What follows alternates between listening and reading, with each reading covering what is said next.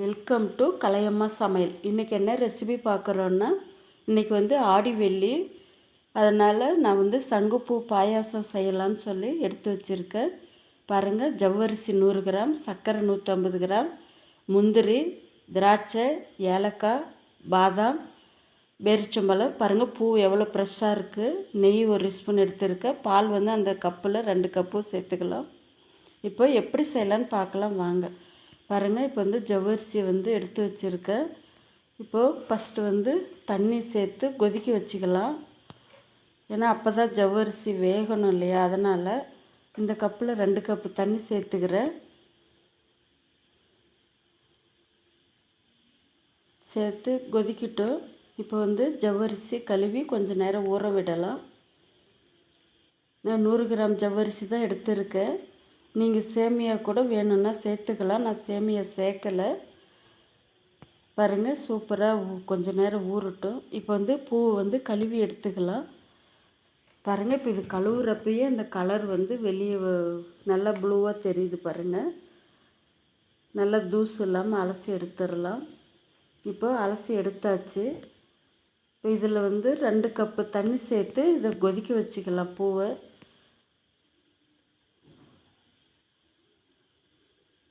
பாருங்கள், இது கொதிக்கட்டும்.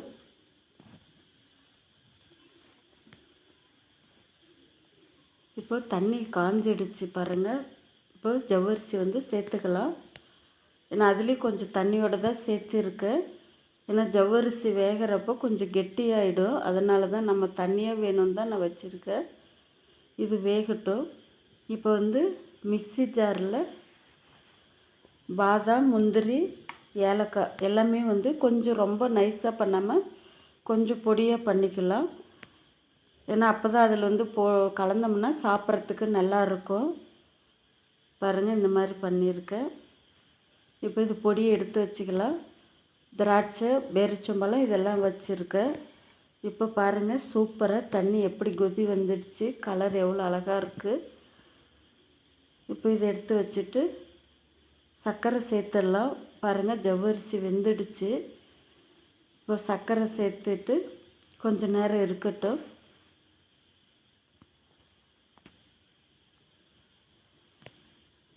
நான் வந்து சர்க்கரை கொஞ்சம் ஜாஸ்தியாக தான் சேர்த்துருக்கேன். உங்களுக்கு தேவையான அளவுக்கு சேர்த்துக்கோங்க. இப்போ வாணலில் வந்து நெய் சேர்த்து உடனே வந்து முந்திரி, திராட்சை, பேரிச்சம்பழம் அந்த பொடி வச்சுருந்தோம் இல்லைங்களா, அது எல்லாமே சேர்த்து வறுத்து எடுத்துடலாம்.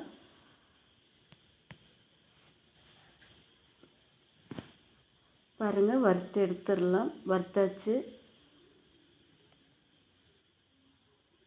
இப்போ ஸ்டவ் ஆஃப் பண்ணியாச்சு. இப்போ வந்து பால் வந்து சேர்த்துடலாம். பாருங்கள், 2 கப்பு பால் எடுத்துருக்கேன். ஜவ்வரிசி வெந்துடுச்சு. சர்க்கரையோடு சேர்த்து இப்போ பால் சேர்த்தாச்சு. கொஞ்சம் நேரம் கொதிக்கட்டும். அப்புறமா இந்த சங்குப்பூ கொதிக்க வச்சோம் இல்லைங்களா, அந்த தண்ணியை வந்து ஒரு 2 கப் அளவுக்கு நான் சேர்த்துருக்கேன். பாருங்கள், என்ன கலராக இருக்குதுன்னு சொல்லிட்டு சாப்பிடாதவங்க கூட சாப்பிட்லாம். இது நல்லா இருக்கும் டேஸ்ட்டாக. நீங்களும் இது மாதிரி செஞ்சு பாருங்கப்பா. இப்போ ஒரு கொதி வரட்டும். இப்போ வந்து இந்த முந்திரி, திராட்சை இதெல்லாம் வந்து சேர்த்துக்கலாம். இப்போ எல்லாத்தையும் நல்லா சேர்த்து கலக்கி விட்டு ஒரு கொதி வரட்டும். பாருங்கள், கொதி வந்துடுச்சு. ஓகே ஃப்ரெண்ட்ஸ், சங்குப்பூ பாயாசம் ரெடி ஆகிடுச்சு.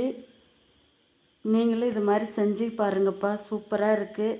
நான் வந்து இன்றைக்கி சாமிக்கு படைக்கலான்னு சொல்லி செஞ்சுருக்கேன். நல்ல கலராக இருக்குது பாருங்கள். மேலே வந்து அந்த முந்திரி, திராட்சை எல்லாம் இருக்கிறதுனால அது கலர் கொஞ்சம் இதாக இருக்குது. ஆனால் சூப்பராக கலர் இருக்குது. நான் கொஞ்சம் தண்ணி மாதிரி தான் வச்சுருக்கேன். Thank you friends.